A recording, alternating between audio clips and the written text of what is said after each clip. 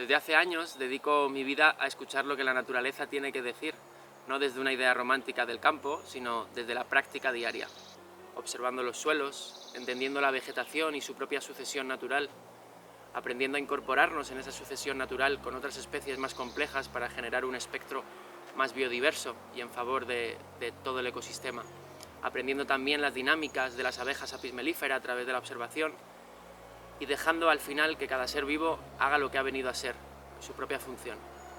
En este camino comprendí que hay algo que nos une a todos los seres vivos, la capacidad de cambiar sin dejar de ser nosotros mismos. Esa es la base de la epigenética, cómo el entorno, el alimento, el estrés, el cuidado o el abandono influye en lo que se activa o no dentro de nosotros. Esta idea no es solo biología, es también filosofía. Nos recuerda que no somos rígidos, sino maleables, que el modo en que tratamos un bosque, una abeja, una comunidad, puede despertar salud o silenciarla, puede abrir futuros o cerrarlos. Este corto es una invitación a mirar el mundo con otros ojos, a dejar de imponer y empezar a acompañar a estas abejas.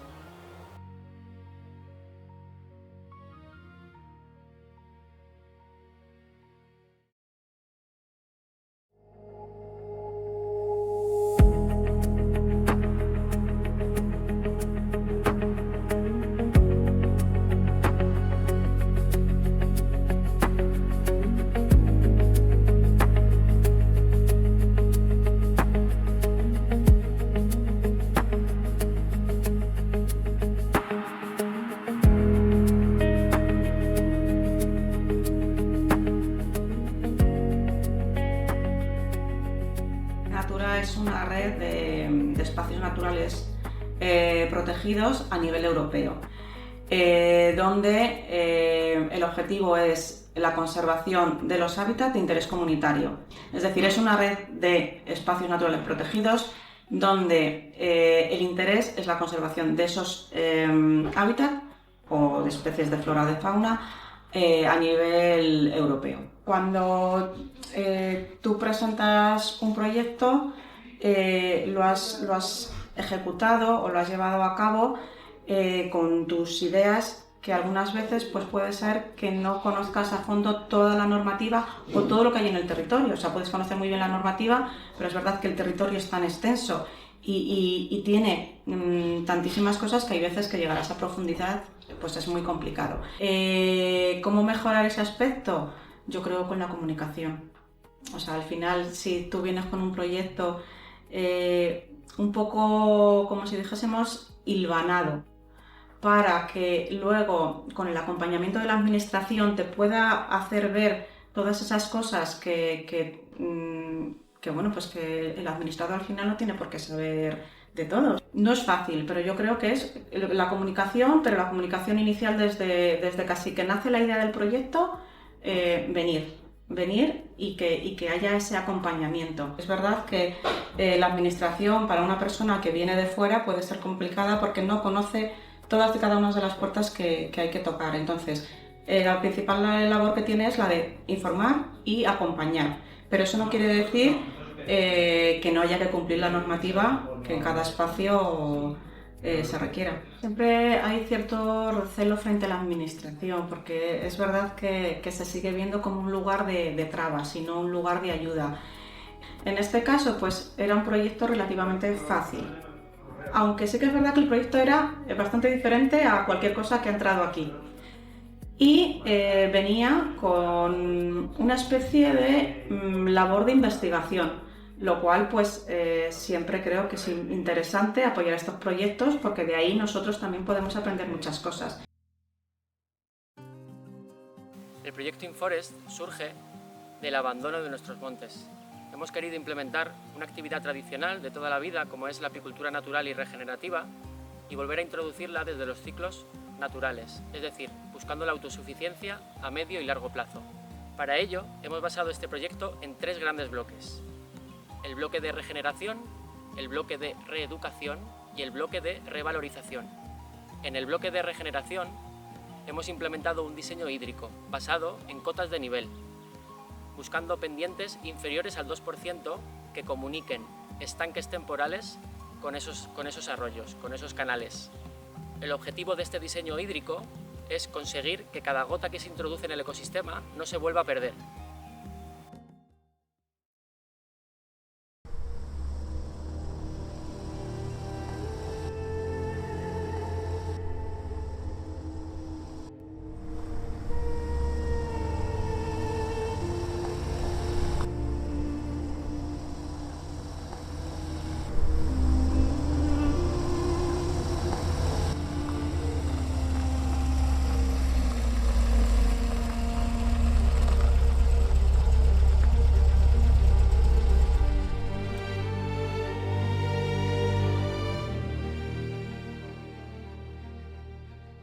El proyecto Inforest, de nuestra competencia sobre todo, ha sido pues en la modificación de cubierta vegetal, donde hay unas solicitudes, se han hecho unas modificaciones para mejorar el entorno, pero claro, son unas modificaciones en las cuales se hace falta sacar unas autorizaciones.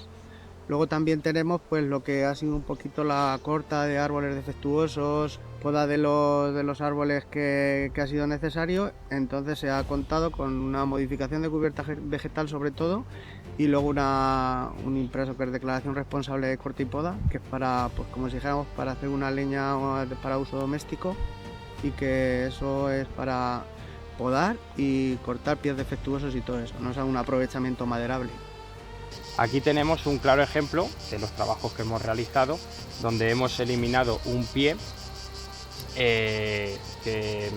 para reducir esa densidad, y era un pie de pino que estaba dominando, estaba robando recursos, estaba no dejando entrar en el ecosistema a estas especies. Estas especies como pueden ser sabina, pino negro, enebro, aladierno. Son especies que estaban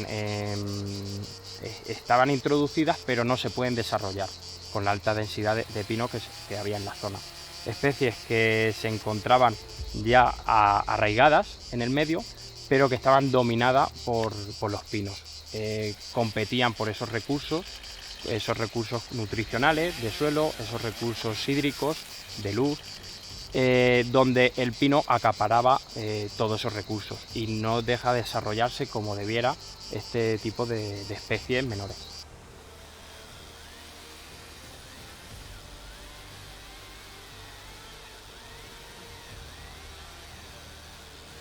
El tema de todo lo que se ha realizado aquí es interesante porque además de ser un proyecto nuevo, que es un proyecto que no ha sido habitual por aquí, no es un proyecto con el que nos encontremos habitualmente, al final es como si dejáramos aumentar la biodiversidad del entorno, y con las medidas que se han hecho, pues intentar recoger el agua, hacer la zona un poquito más fértil. Luego las acometidas de agua que se han hecho, las pequeñas balsas esas, en el momento que se llenen de agua, pues al final es agua para la biodiversidad, tanto que existe aquí en la zona, y al final es un poquito un empujón a una zona que sería básicamente igual que las demás, y ahora es un empujoncito ahí para ver cómo reacciona a las mejoras que se han realizado en todo el tema general. Si todos los proyectos como este proyecto o otros proyectos que hay en la Reserva de la Biosfera, estuvimos el otro día también con una reunión, a ver, todos los proyectos estos son interesantes y deberían de ser un modelo a seguir cuando ya dé sus resultados y se pruebe que al final las técnicas que se han utilizado son buenas técnicas, que mejora el entorno, y hay más biodiversidad. Yo me recuerdo de una de las veces que estuve aquí al principio, unas palabras que nos dijo un compañero vuestro, y dijo: luego, desde una autofoto, se ve la diferencia, y eso se me quedó grabado, se ve la diferencia entre donde se realizan estos proyectos y donde no se realizan, por la capacidad de retención de agua, por la vegetación, por todo, y me resultó súper curioso, porque además es verdad que en las fotografías aéreas del entorno y de la naturaleza se ven muchos cambios que a lo mejor a simple vista no lo sabemos apreciar. El otro día estuvimos en una reunión de biodiversidad, y allí lo que quisieron es que estuviéramos agentes medioambientales, alcaldes, los que gestionaban el proyecto de la Reserva de la Biosfera. Cuanto más gente nos juntemos, más aportamos cada uno. Y al final la aportación de cada uno de los sectores implicados Al final, con toda esa información se pueden sacar ideas muy brillantes, que al final todos tenemos que decir algo, desde el agricultor que lleva toda la vida, hasta el ganadero que lleva toda la vida, hasta el paisano que ha recorrido estos caminos. Todo el mundo tiene algo que decir. Si tú unes todas las opiniones de todo el mundo, vas a sacar mejores ideas y mejores proyectos que si lo haces de manera individual sin contar con nadie.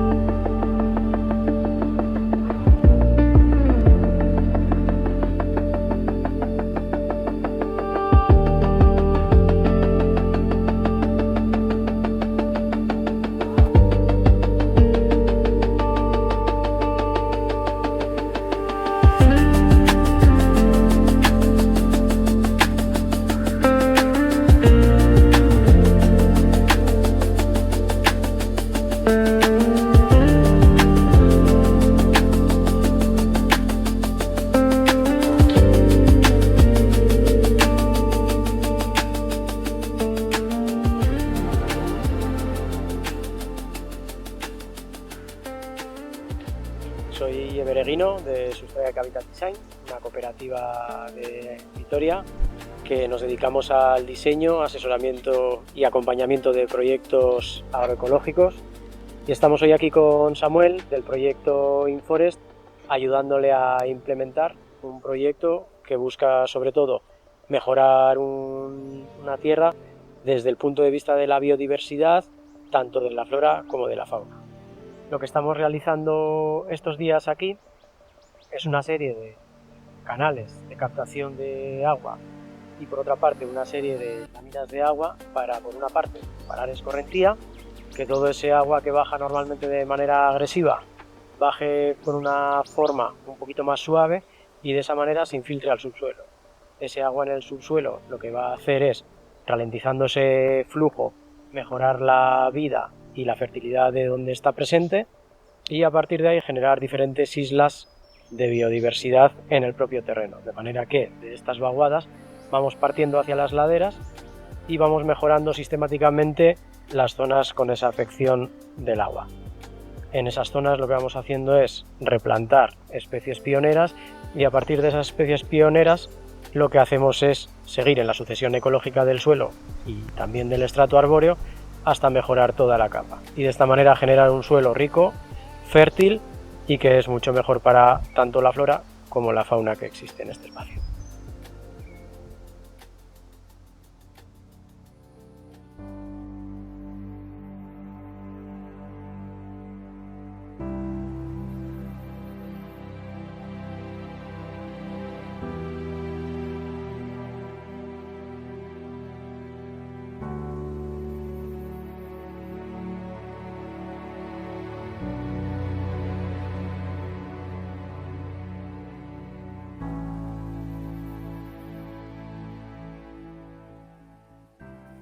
Pues el proyecto Inforest está enfocado en soluciones basadas en la naturaleza.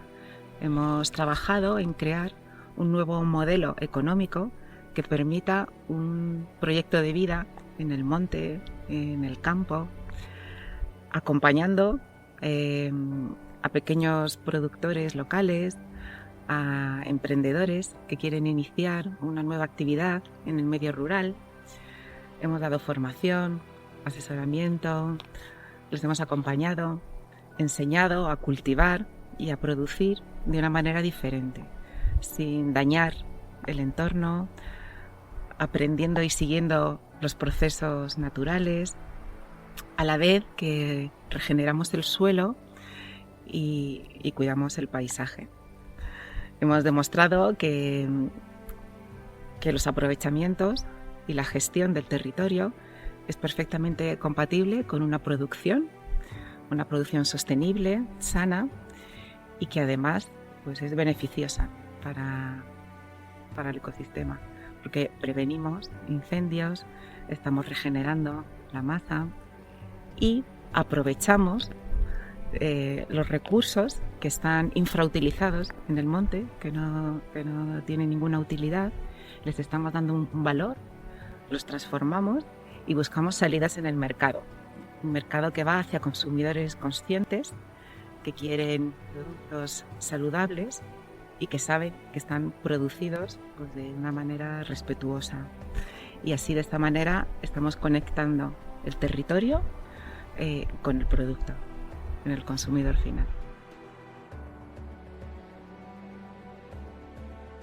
Lo que tenéis que tener en cuenta es que, por ejemplo, en este caso muy específico, la cubierta vegetal ya está implementada. Desde el punto forestal, digamos que el gran paso ya estaba establecido por el propio medio natural, ya estaba aquí. Realmente, ¿esta actuación cuál es? Es una actuación, una pequeña actuación de reforestación, de enriquecimiento, de diversidad, porque evidentemente el paisaje es todo una masa de pino carrasco y pino piñonero, con un subsuelo de coscoja y alguna encina y enebro. Entonces lo que se ha intentado hacer es no reforestar, sino hacer una restauración de enriquecimiento con especies, bien que el área de distribución pasa por aquí, pero no están aquí presentes actualmente, o son especies que no están aquí presentes, pero se pueden naturalizar para un proyecto muy específico, como es frutales forestales silvestres, o especies que tienen un fruto muy interesante, para después abastecer a lo que va a ser la apicultura, que es el objetivo final de este proyecto. Entonces, esto es una actuación muy específica y muy atípica también, porque generalmente los proyectos que se acometen son zonas devastadas, donde se inicia el proyecto desde el principio. Pues lo que es el matorral, después una fase más elevada de un matorral ya más elevado, hasta que llegas después a la fase arbórea. Pero estas actuaciones son muy importantes porque lo que hace eso es de crear diversidad biológica, y lo que vas a hacer es después, a un mediano o largo plazo, es también un enriquecimiento, sobre todo con la fauna, porque no solo la bifauna, sino también los pequeños mamíferos dependen de este tipo de frutales forestales silvestres.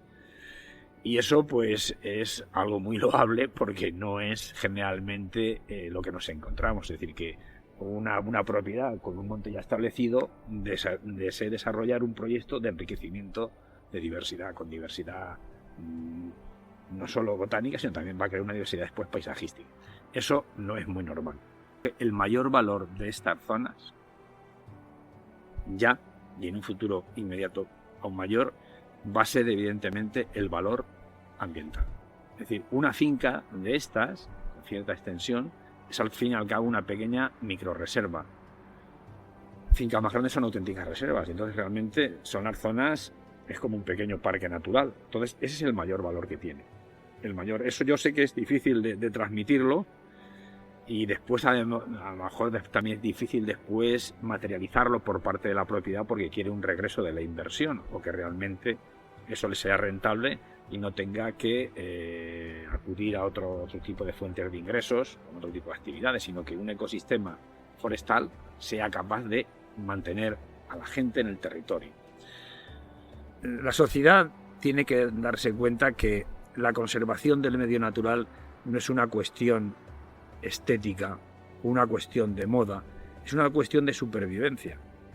Si no conservamos la naturaleza, y se empieza conservando evidentemente por los ecosistemas forestales, que es lo que constituye nuestro paisaje, y al final acaban preservando la agricultura, para nosotros, en este caso, como españoles, donde estamos situados, la conservación de los ecosistemas forestales es determinante. Si no, no tendremos futuro ni como nación, ni como pueblo, ni como nada. Es decir, porque tenemos que intentar ver que la inversión en la conservación y en la restauración de los ecosistemas forestales está el futuro de esta nación. Es decir, tendremos agricultura en cuanto tengamos unas buenas masas forestales bien establecidas. Tendremos aprovechamientos cinegéticos de calidad cuando tengamos estos ecosistemas bien gestionados. Tendremos otros aprovechamientos indirectos, pero que cada vez tienen más incidencia en las economías, como es el turismo de calidad, si tenemos ecosistemas bien gestionados. Entonces, Es una cuestión de hacer un cambio de paradigma. La naturaleza no es una cuestión de moda, no es una cuestión que haya venido pues para quedarse unos años, sino que tiene que venir para quedarse en la mentalidad de los pueblos, si quieren ser evidentemente pueblos prósperos. Tienen que tener en cuenta que yo creo que es la mayor inversión que debería de haber.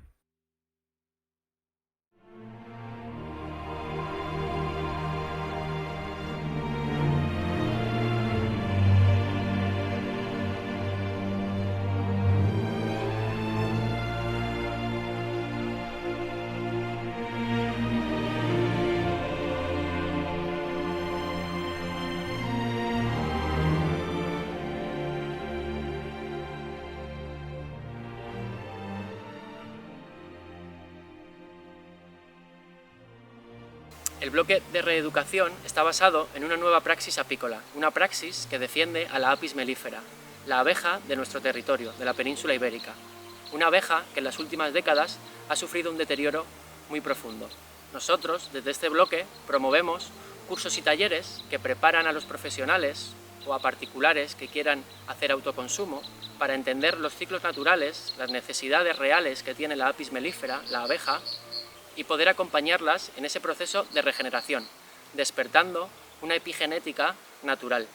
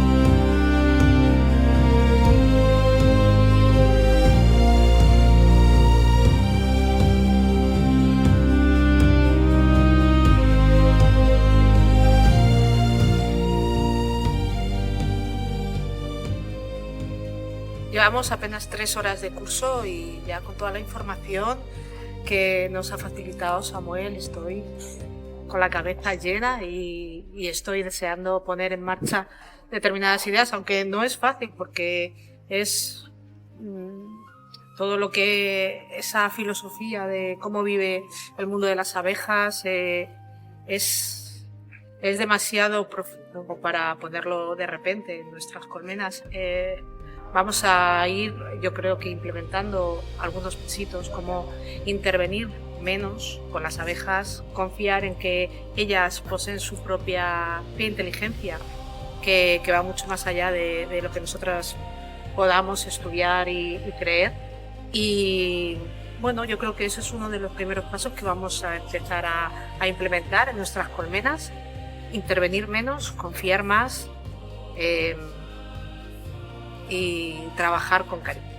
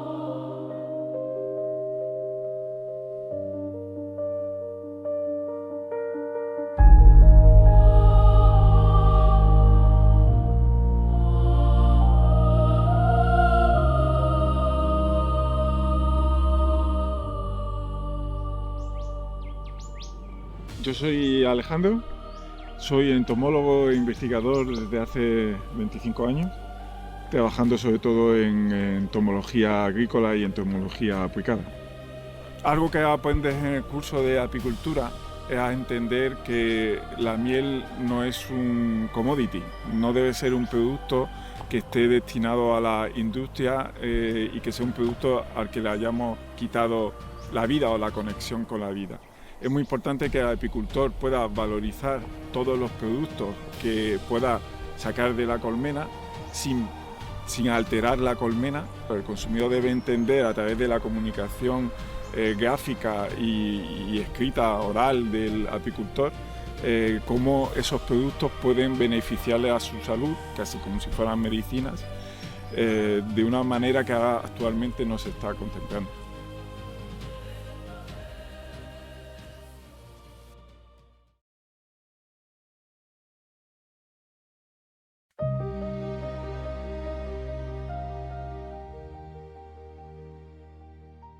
Tras la regeneración del ecosistema en favor de la Apis mellifera y la reeducación de las partes implicadas, llegamos al bloque de revalorización. Un bloque donde enseñaremos a los profesionales que vienen a nuestros cursos a crear su marca propia, basada en fundamentos científicos. Les diremos qué tipo de pruebas tienen que hacer, cuáles son las pruebas más rigurosas y que denotan la praxis y la calidad del producto, y cómo estas campañas comunicativas hacer que lleguen de manera sencilla y eficaz a los consumidores, generando una trazabilidad de todo el proceso y ayudando también a concienciar a los consumidores de la complejidad de este tipo de producción.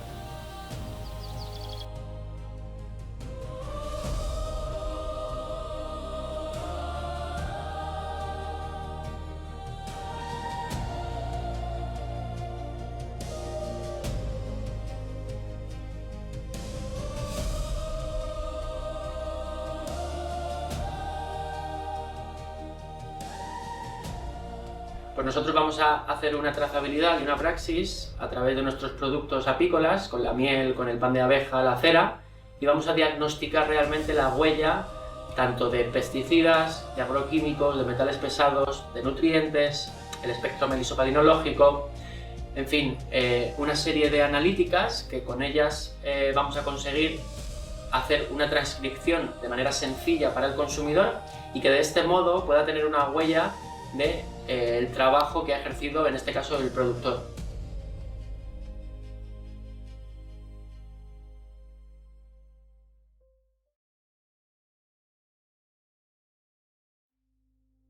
Soy el director técnico de los laboratorios API Nevada. Básicamente, bueno, esto es un laboratorio de rutina, de control de calidad de productos apícolas, ¿no? Estamos muy especializados en esto de apícola pues desde el año 94 más o menos, ¿no? Aparte de ser un laboratorio de rutina, dedicamos mucho tiempo a la investigación, tanto en sanidad apícola, y tenemos muchos proyectos sobre tratamientos para la varroa y otras enfermedades, como para la tipificación de las mieles, ¿no? Para que cada miel pues tenga sus características individuales y el consumidor, pues al igual que existe catas de agua, catas de vino, catas de aceite, pues para que el consumidor aprenda a que cada miel, cada variedad de miel, pues tiene unas características definidas, ¿no? De color, de sabor, de propiedades, ¿no? Que puedan gustar más, puedan gustar menos en función del consumo, ¿no? La información que se pueda extraer depende un poco del interés de cada sector, ¿no? Evidentemente, a un apicultor, pues lo que le interesa es saber que su miel, pues, cumple con la normativa y además, pues, saber si es monofloral o no es monofloral, porque en eso varía el precio de alguna manera. Al envasador, ya sea pequeño o grande, pues les interesan otro tipo de analítica, ¿no? Porque hay una serie de legislación que tiene que cumplir antes de poner esa información en el mercado. Y luego hay un sector cada vez mayor de clientes pues, que buscan algo más, pues buscan cómo su miel pues, tiene o no tiene determinados minerales, cómo su miel tiene o no tiene determinados polifenoles, en fin, un valor añadido que lo da la miel que está vinculada a un territorio determinado o a esa floración determinada y que de alguna manera pues, le sirve para vender mejor. La miel es un reflejo del paisaje. De hecho, cuando nos comemos una miel, nos estamos comiendo un paisaje, ¿no? Yo, de hecho, cuando miro, aquí tenéis una miel pues, con calduna, brizo, cuando yo miro una miel al microscopio, sin ver el paisaje, me estoy imaginando el paisaje. porque estás viendo las lavandas, los romeros, los tomillos, los robles. De alguna manera, cada miel está vinculada a un territorio y tiene las características singulares de esa vegetación, de esos cultivos, de esa flora autóctona, de ese paisaje, ¿no? Siempre. Y muchas veces están íntimamente relacionados pues, también con el color, con los minerales que les da la tierra. Siempre hay una vinculación entre la miel y el territorio. A ver, el apicultor que quiera vender en un circuito corto, ¿no? de su territorio, ahora está muy de moda la venta directa, ¿no? O sea, todos esos circuitos cortos que son muy importantes, pues tiene que y a lo mejor en su territorio no hay una de origen, no hay una marca de calidad, pero tiene que entrar en lo que se llama ese sistema de responsabilidad social, ¿no? con su entorno. Y las analíticas, si le saca partido, pues puede generar, porque puede analizar más cosas, puede analizar, como te he dicho, componentes beneficiosos, puede ligar esas analíticas a su territorio y de que de alguna manera en ese circuito de cercanía pues genere esos clientes de confianza que le va a permitir vender mejor su miel, ¿no? Bueno, pero ahí está un poco eso, lo que siempre hablamos de responsabilidad social, ¿no? De nada sirve poner un bote cosecha propia y que luego estés comprando la miel al vecino de 200 kilómetros, ¿no? Bueno, en esos circuitos yo creo que cada vez más la gente está entrando, ¿no? Y cada vez más el productor se da cuenta de que puede vender mejor su miel. De hecho, aquí en Canadá no tenemos grandes envasadoras, muy pocas. Tenemos cerca de 70 marcas de miel y cada cual defiende su miel en un circuito corto, con la denominación de origen, sin denominación de origen. Bueno, es otro modelo al que se puso de moda hace 20 años a lo mejor, una gran cooperativa que todo lo comercializa. Bueno, pues que también puede funcionar bien, pero yo creo que funciona mejor el circuito corto. Sintetizando todo este bloque, digamos que se engloba en dirección creativa, logo, imagen de marca, valores que queremos transmitir, analíticas que van a definir nuestra huella del ecosistema y nuestra praxis apícola o productiva, y la última, cómo comunicar todo eso, ¿no? A través de la web, a través de los canales de venta, a través de las ferias. Desde casa, desde la propia finca, no se puede comunicar nada. Y puede ser que a lo mejor a algunos productores nos cueste, ¿no? Hablar y salir a comunicar. Pero es un pilar fundamental que si no aprovechamos y lo usamos, el mercado se va a aprovechar de nosotros.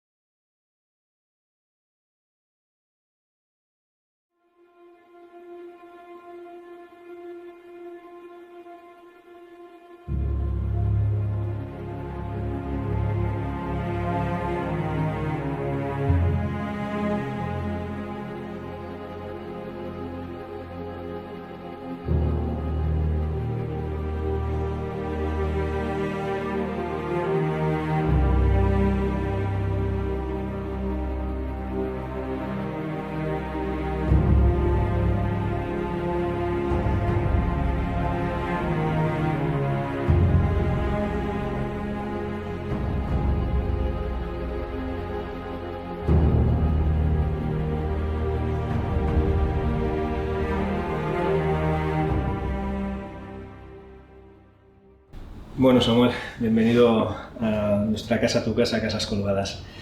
Vamos a empezar el menú. Para mí es importante no solo el concepto de generar una experiencia, sino de nutrir. Y no hablo solo de nutrir el organismo, sino también la consciencia, ¿vale? Y ser conscientes y tener conciencia de lo que comemos y por qué lo hacemos, ¿no? Y vamos a empezar con una mantequilla, que lo que hacemos es aderezarla con pipas de girasol para potenciar el cultivo del girasol. En Cuenca somos grandes cultivadores del girasol, y lo que le aderezamos también es con un polen. La idea del polen es activarlo para que nutricionalmente a nuestro organismo lo nutra y lo beneficie. Igual la mantequilla es una mantequilla de vacas de pasto, con lo cual la alimentación que ha llevado ese animal es muy diferente a una mantequilla convencional. Los panes, que te voy a contar de los panes de tus harinas, ese proyecto que tienes tan fantástico de recuperación de especies y de trigos perdidos, ¿no? Tenemos un problema de celiaquismo hoy en día muy grande, y es por la variedad de trigo que se está utilizando para hacer los panes, y la metodología de cómo se hacen los panes con prisa, muy aireados, sin hidrólisis, con harinas que tienen un porcentaje de gluten muy grande, y nosotros desde que empezamos hasta que terminamos la idea es nutrir, como te decía, esa conciencia y nuestro organismo. El aceite casi lo explicas tú mejor que yo, pero es un aceite que, ¿qué te voy a contar? A nivel nutricional, cómo lo manufacturas y sobre todo la importancia de cómo cuidamos el campo. A mí me quedó nubilado cuando visité tu finca, de hecho lo he explicado mucho por donde voy, y de hecho la gente quiere conocerte por conforme haces tu trabajo y cómo dignificas el campo y sobre todo la tierra, ¿no? Porque al final si a la tierra le echamos sustancias que no deberían estar, eso va a pasar a nuestro organismo y tendremos sustancias en nuestro organismo que no deben estar y estaremos enfermos. Este aceite que tú haces, que es una maravilla, la gente cuando lo prueba se queda aún nubilado por los matices que tiene y lo diferente que es. Y es un poco la manera que tenemos de honrar a esa tierra, ¿no? Animales, como para mi caso, tiene una importancia brutal como es la abeja, ¿no? Es el animal para mí más valioso del planeta. Sin él nos extinguiríamos, y esa apicultura que tú haces va quizás a contracorriente de lo que actualmente se está haciendo, pero va a favor de lo que la tierra necesita. Y yo te estoy profundamente agradecido porque esa labor que haces es inconmensurable. Y yo creo que eres un gran ejemplo de este trabajo, y creo que hay que seguir tu trabajo, seguir lo que haces y que sea un dogma.